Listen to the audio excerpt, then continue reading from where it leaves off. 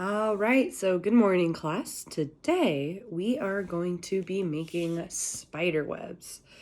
Now, everyone's seen a spider web, whether it's a thin little line of a spider web just connecting from a tree to a window, or maybe it was a daddy long legs in a storage closet or something. Or maybe you even accidentally walked into a spider web and felt all those long pieces going across your face.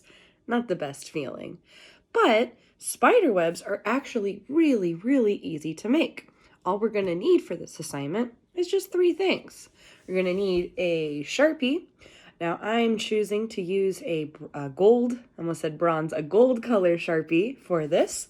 So I think it's going to stand out really, really well against this black piece of paper I have. And then, just to make sure we're making our lines nice and straight, I also have a ruler.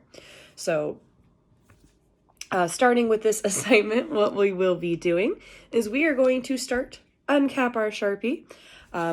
Looking at this piece of paper, you can make that dot anywhere that you'd like on here. I recommend it's a little bit easier to do somewhere around the middle, just because that gives you more room to work with. So as a visual, if I were to put my dot right here, look at all this space I'm able to make those connecting lines to.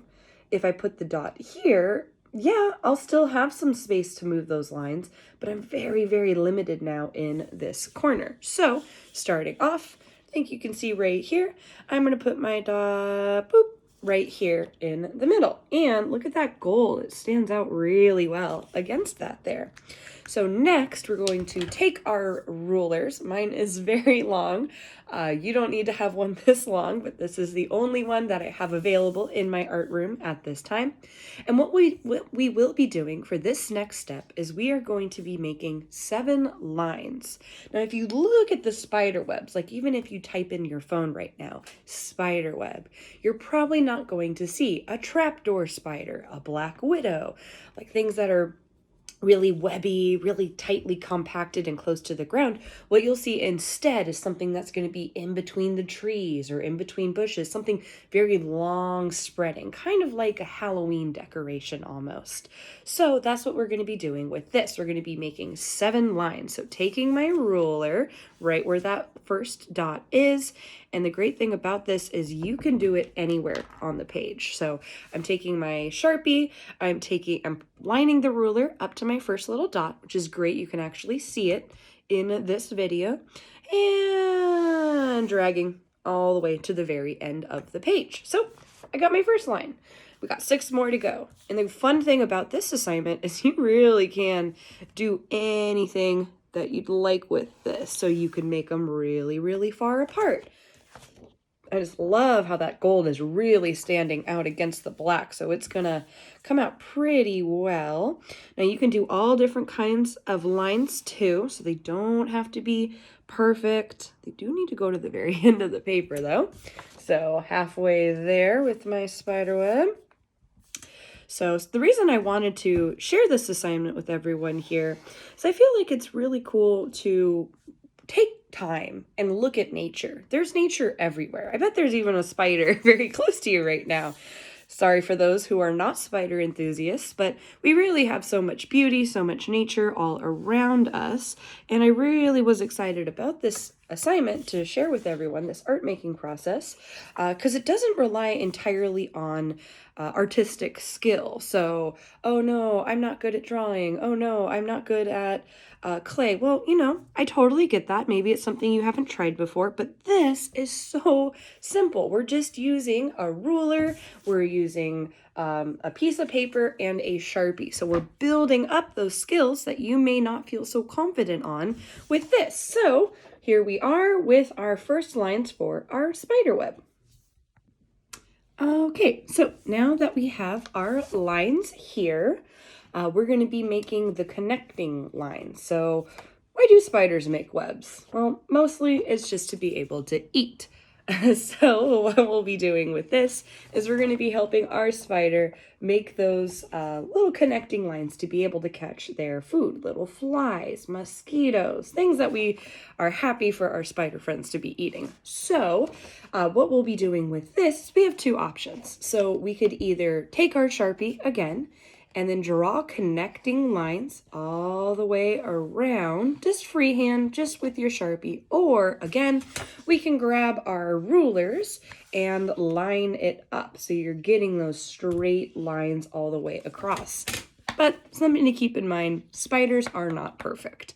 Nobody's perfect. So if you feel like you're making a line and it kind of wobbled a little bit, don't worry. The spider's still going to have enough of those other lines to be able to have a full web. Okay, so going on to making the lines here. So we'll start right in the middle, and I'm going to do a little scoop just like that. And to make it easier, I'll twist the paper around a bit and scoop just like that. Then we'll take one more, boop, and connecting, and guess what? We got one more left, and connecting.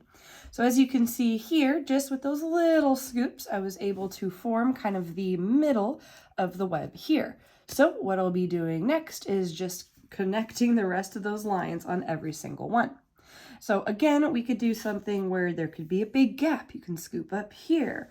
You can have a straight line going down. The fun thing about this assignment is you really can make this however you like and however works best for you.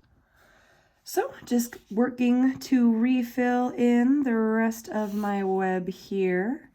So as you're doing this, just be sure you're really focusing on connecting those lines. Even if you overstep a little bit, you cross over one of those lines a little too much, don't worry. Again, the thing to remember for this assignment is spiders are not perfect. We are doing our best. So ideally, I would really like to be doing this project close to Halloween time. I think that would be extra fun because everyone's more in the Halloween spirit. Maybe we're even seeing more spider webs, like in the forms of decorations, or just being more aware of our surroundings around us.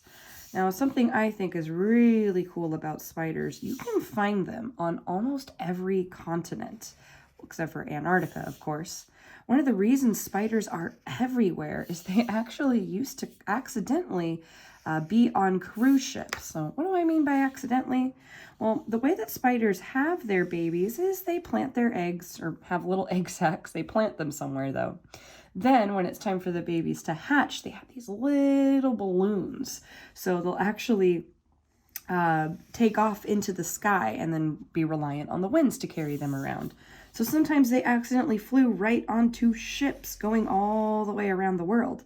So because of that, that's why you find so many different really cool, really unique spider species everywhere, is because of humans. We accidentally brought them everywhere there.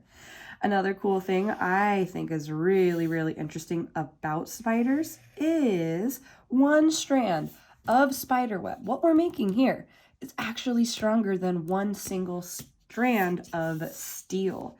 So they're actually really powerful animals. Now looking at my spider web here, I have two options. So I could either extend it, I can make it go all the way to the end, or I can leave it just as it is right here. Because if you think about it, if you've seen a spider web, it's usually not going all the way down with the web. And it's just kind of its own unique thing, just like we're seeing right here. So I'm happy with how my spider web ended up with as what we're seeing right here. But if you do choose to extend all the way to the ends, definitely feel free to do that as well. You're going to have a great spider web in the process either way.